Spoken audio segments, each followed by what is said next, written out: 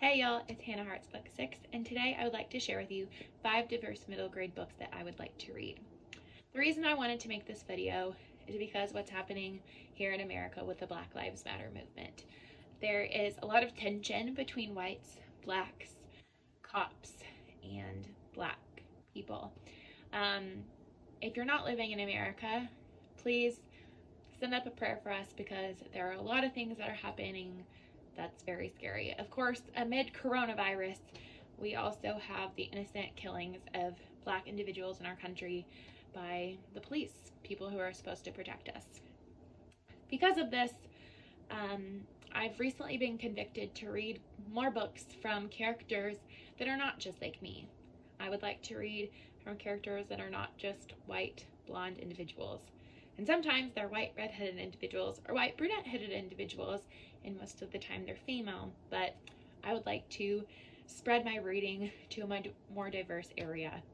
The reason I got the idea to do this video is because I saw a tweet, and I can't remember who tweeted it. If I can find it, I'll try to post it right here. But they were talking about how it's really important, yes, to read the nonfiction books about racism and slavery and what black individuals have had to go through in the last hundreds of years, but it's really important to read stories that are happy and are by black authors, own voice authors. I would really like to diversify my reading and learn about what it's like to be of another culture. I always think it's very interesting when I read books because books really, I think they've helped me be more of an empathetic person because I've read from the perspectives of a lot of different individuals, and I really believe that it's important to read those stories from people who actually share those experiences. So these are the 5 middle grade books, diverse middle grade books, that I would like to read. The first diverse middle grade book that I would like to read is Renee Watson's Ways to Make Sunshine. This book caught my eye because it is yellow, and we all know that I love yellow, and Ways to Make Sunshine sounded like a good book to read during this time. It's also a short middle grade read, so I know that I will definitely, be able to read it really quickly. I also really like the blurb on the back. It says, "Move over, Ramona Quimby. Portland has another neighbor you have to meet." So this story is about a girl named Ryan. She is in 4th grade, and she is pretty sunshiny, as her friends would say, but she's got a lot on her mind recently. Her dad is finally getting a job, and that's great, but money is still tight, and they're moving into a new house, and she's also trying to figure out what talent she wants to use in the talent show. So I think this is going to be such a cute story. The little girl on the front is so cute, and she's holding a sunflower on the back, and I just think this is the cutest thing I've ever seen. So I love that. The next book that I would like to read is Stand Up Yumi Change by Jessica Kim. This book, I really picked it because the art style really reminded me of Front Desk by Kelly Yang. I read that book last year and I loved it. Again, there's yellow on it, so that really drew me in as well. This story follows Yumi Chang. She's a shy girl who often gets made fun of at school for smelling like the Korean barbecue restaurant that her parents own. She is wanting to be a comedian and have a Netflix special, but her parents have different ideas of what they want her life to be like. So over the summer, instead of going to a comedy camp, she gets enrolled in private tutoring to get a scholarship because her parents don't have a lot of money to send her to school.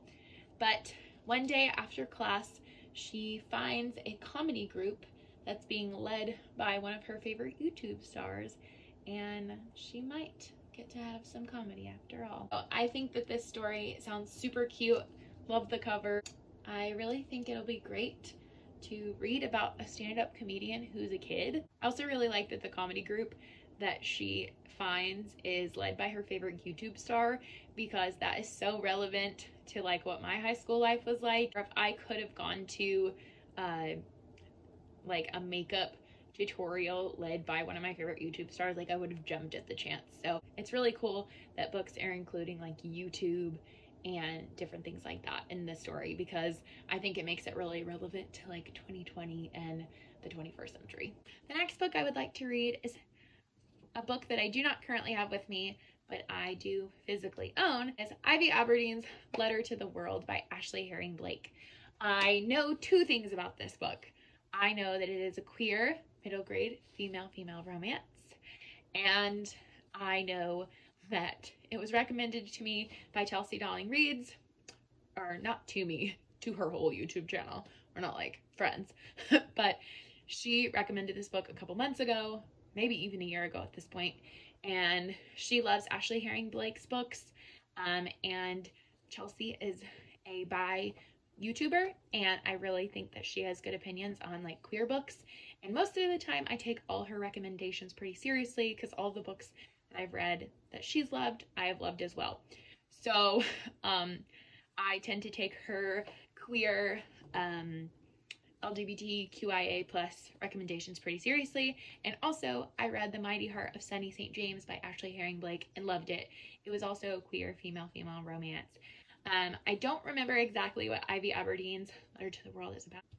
I just know that she is in middle school and she is trying to figure out her sexuality, and I just think that that's such an interesting story to learn about, because as a person who has not struggled with bisexuality, it's nice to read about it for what that's like for other people. And I believe it makes me more empathetic to those who have those experiences, because I can't physically go through every challenge in life. So I think it's interesting to read about it from perspective of a person who actually is queer, because Ashley Herring Blake is a queer female woman.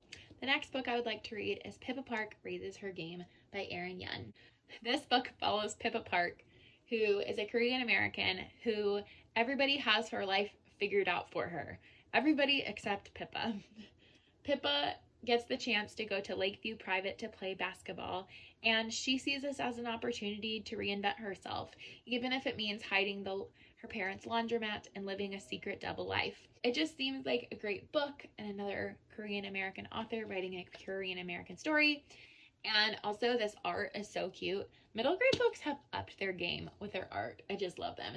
And I also have a feeling that sometimes the cutesy covers really hide the like intense emotions and like storyline that come out of them. At least Front Desk was that way, and I'm really hoping that these books have some deeper themes as well, so I can learn even more about the cultures that I don't currently experience or will never experience, because I can't change who I am. So the last book that I would like to read is From the Desk of Zoe Washington by author that I cannot currently remember the name of, but I will put it up here. I think it's Carrie Marks. I could be wrong. I could have totally pulled that out of the air. This book is about a girl who everything's going well in her life until she gets a letter from her father, who is in prison. He is in prison because he committed a murder, and he is adamant that he's innocent. And this story follows Zoe trying to figure out, should she write him back, and the story goes from there. And I just think that that's a cool concept. I am very fascinated by the stories of people who are convicted of a murder and thrown in jail for many years, and then years later they find out that they are actually innocent. So I think that that pulls my interest from like the Dateline murder mystery side of myself and the book loving side of myself, and it just sounds really interesting, and it's a quick middle grade read, so I really think that'll be eye-opening, and I can't wait to figure out what happens with her dad, and did he really commit this murder? So I think that there will be an element of mystery to it as well. So those are the 5 diverse middle grade books that I would like to read. I really implore you all to find some middle grade books, some diverse books in general that you really would like to read. It's important to read from other people's experiences.